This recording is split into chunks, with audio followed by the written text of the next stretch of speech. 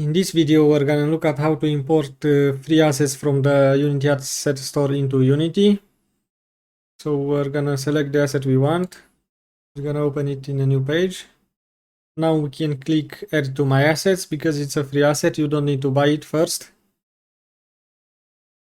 Now we have to accept the terms of service.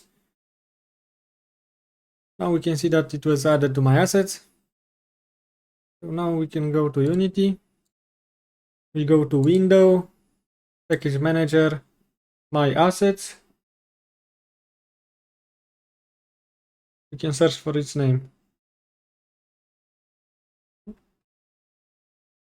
We can see the asset here. We can simply click download. After it's finished, we can click import. It's gonna ask us if you want to filter out some things. We're gonna import it the way it is. Click import. And now we can see a new folder in the assets folder. And we can see the asset here.